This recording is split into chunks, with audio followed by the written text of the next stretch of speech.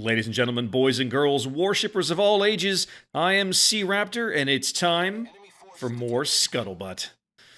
This week, we got all kinds of good topics to cover as we play a game in the background featuring Tier 8 Premium American Battleship USS Massachusetts. This game comes to us courtesy of my clanmates Griefer and Lord Zath. Zath was out testing, playing some super test games in Royal Navy carriers, and Griefer and I ended up divvied up with him, and, well, here you go. So, enjoy. So what's the news of the week? What do we got to talk about? Well, for me, personally, the big news for me is that King of the Sea VIII is open for business here on North America. Sign-ups opened first thing on Monday morning.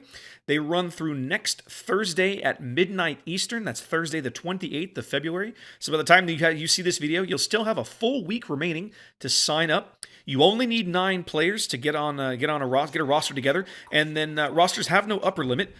So you can continue to add players pretty much all the way up until we cap off rosters sometime in the early stages of the event. I don't remember when that is off the top of my head. We'll have to figure that out. But anyway, point is you only need 9 players to get going, and then as you find more people you want to add to your roster, you can do that later.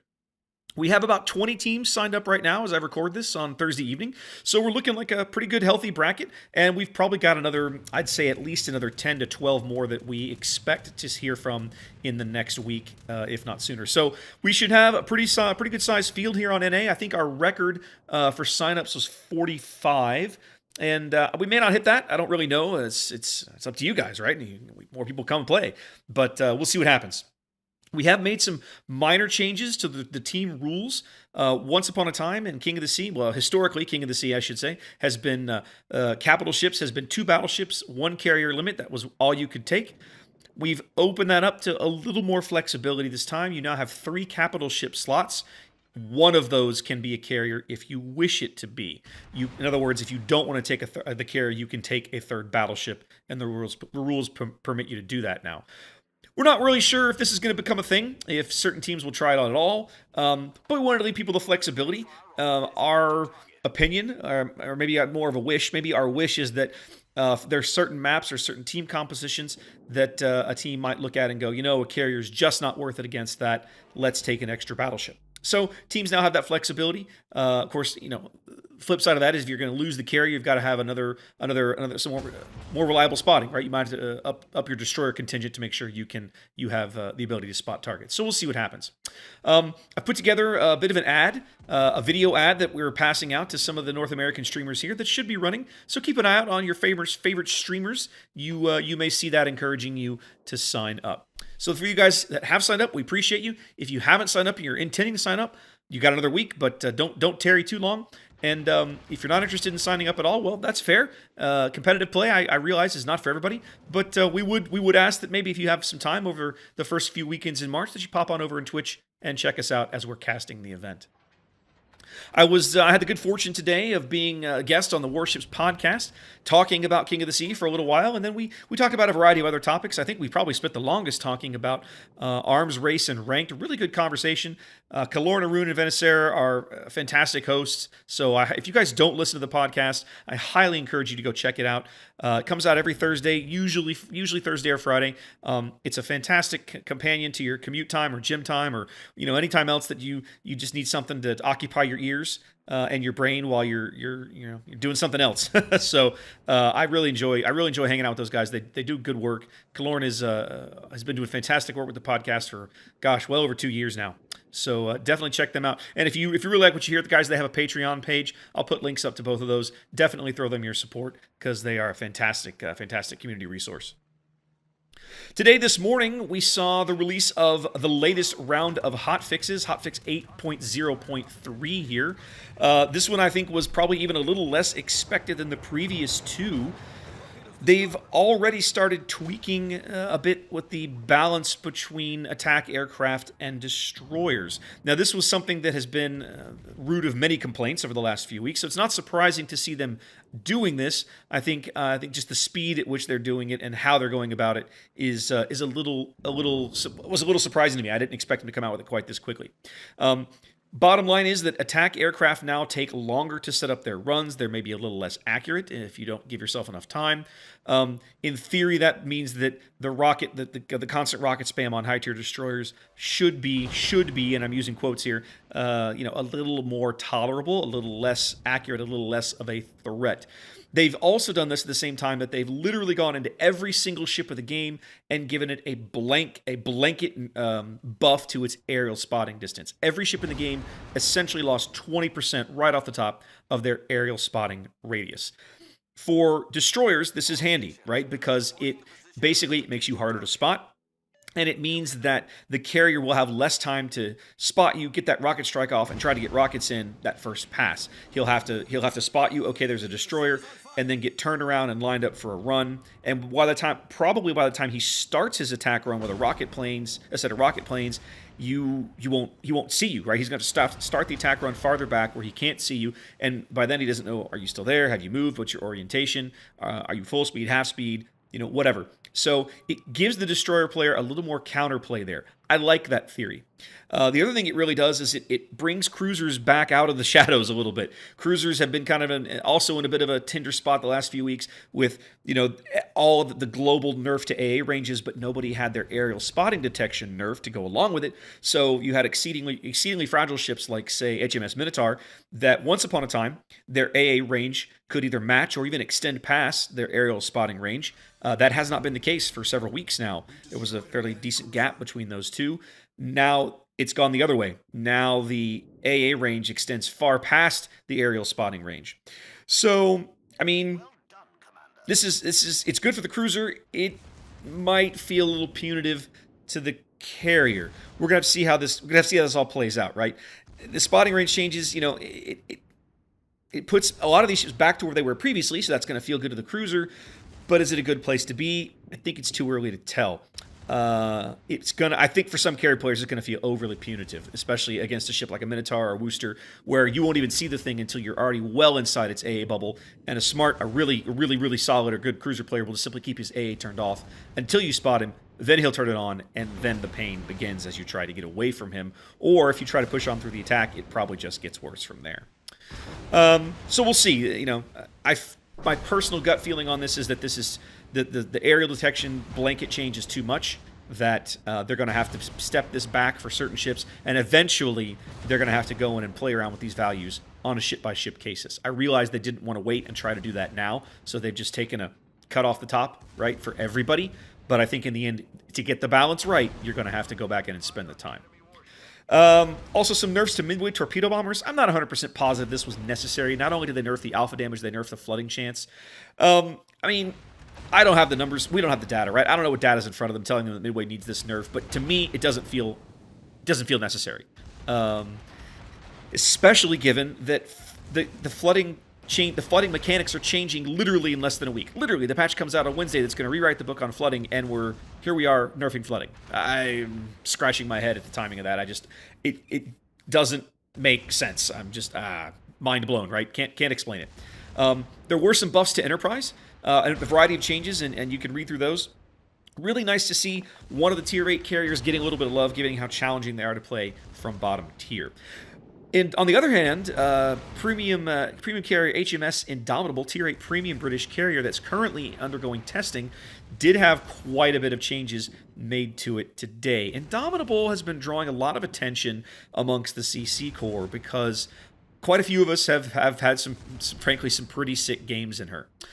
She's essentially just... She's an incendiary machine, right? She loves lighting fires. She does this exceptionally well. And just burning everything. So they've made quite a number of changes to Indomitable. They've messed with her the reload times on getting aircraft out of her hangar onto her deck. They've changed her squadron size, the dive bomber squadron size. They've also changed her hangar capacity on the dive bombers, not the hangar, the deck capacity on her dive bombers. And they've mucked about with the attack wave size for the rocket planes. All of these things combined, I feel like, I have not played the ship, but when you take them all as a package, I think they've pushed the pendulum a little too far on this ship. We'll see. Testing will tell us, that's why we do these things. But my gut reaction is that yeah, she probably needed to be toned back a little bit, but I think maybe they've swung the nerf hammer just a little too hard.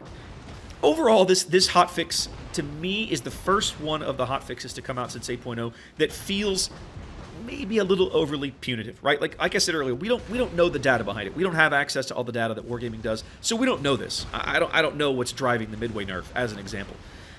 But it feels like maybe it's a little too much. Like maybe we've pushed the pendulum a little too far over. So we'll just have to see if are they going to let it run for a bit? I'd like to think so.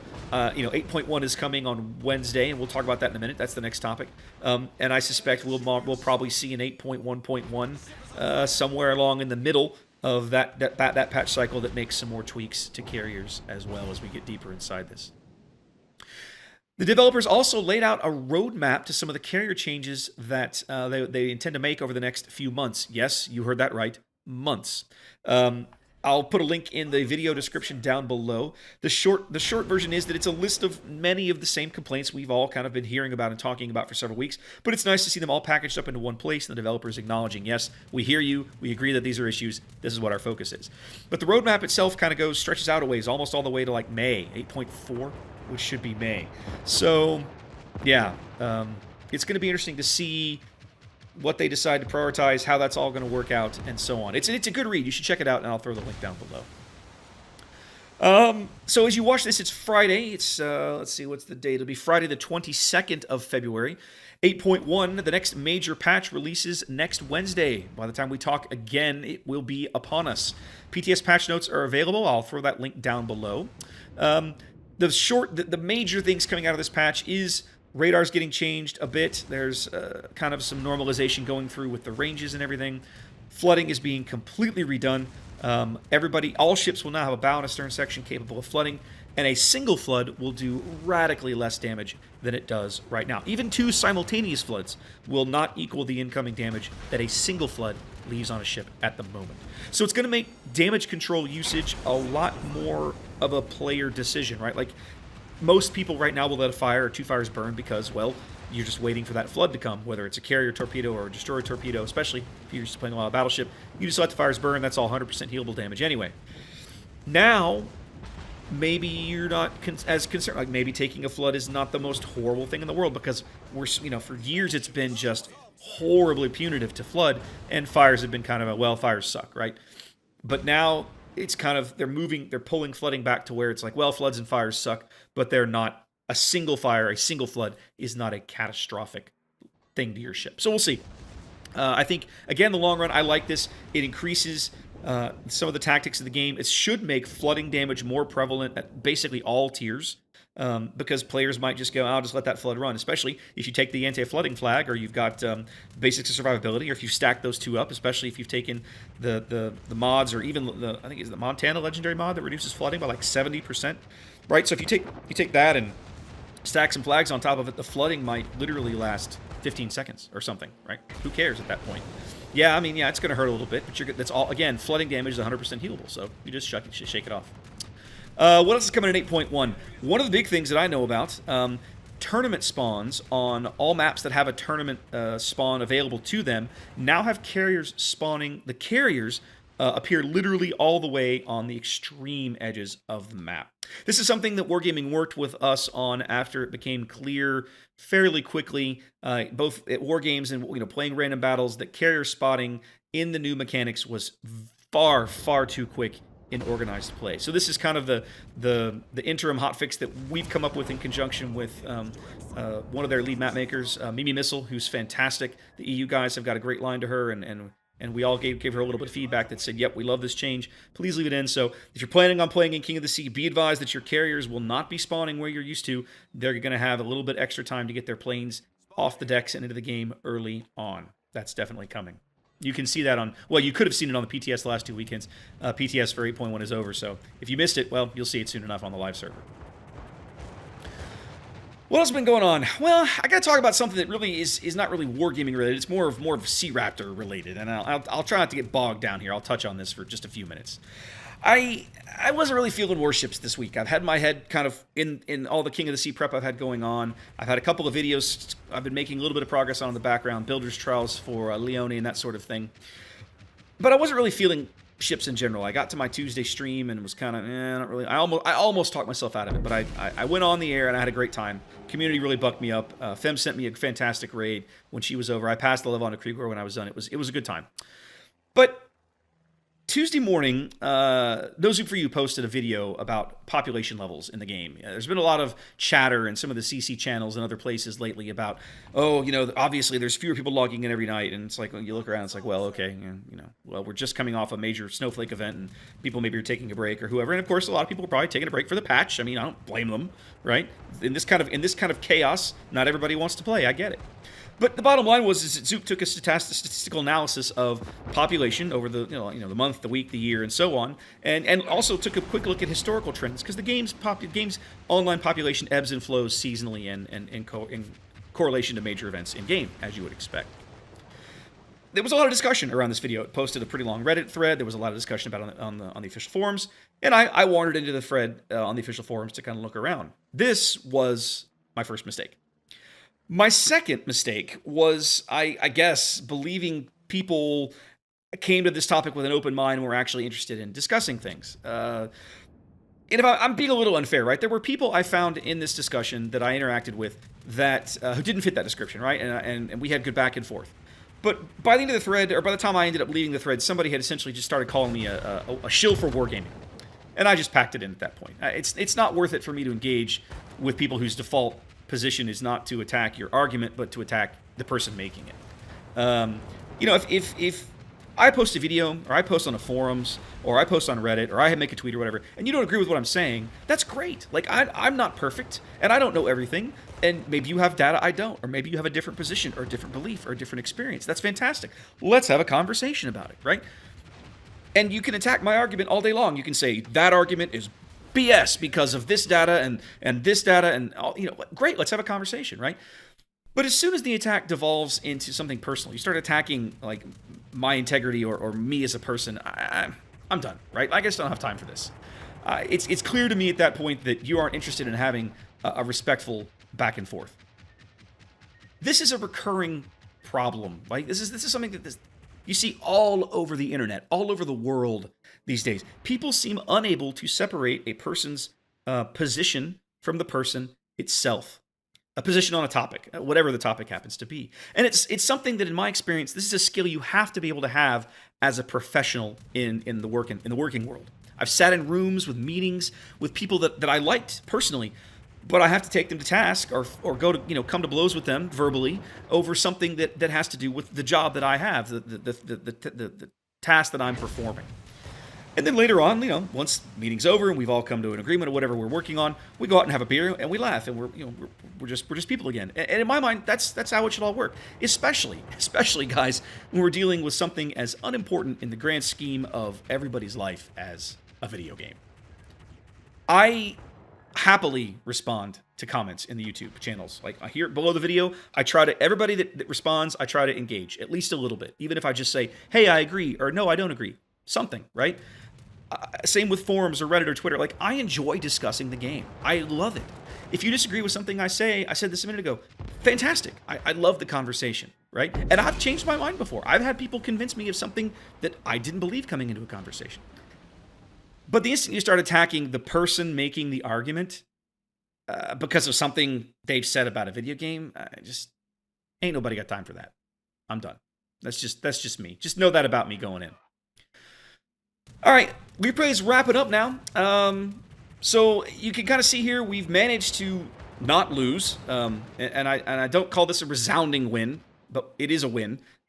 These two carriers, though, man, by the end of the game, they were sucking fumes and just could not get through Massachusetts' AA defenses. This really, to me, this kind of thing highlights the power of top-tier AA, especially in the late game. So if you're driving a big AA boat, man, do everything you can to stay alive in a game, and you will find yourself in a great position later on to have an impact. Trust me, I've seen it. All right, guys. Final reminder, one quick reminder. Again, if you're interested, I'll be aboard USS Texas with Kalorn from the Warships Podcast. That's an event coming up on Saturday, the 2nd of March. Wargaming is hosting a small player gathering down there, so come on down, say hello. You can sign up for tickets for that event on Facebook. I'll post that link down below. Hope to see you there. Otherwise, guys, sign up for King of the Sea, and we hope to see you on Twitch. Thanks a lot. Take care, and see you next week.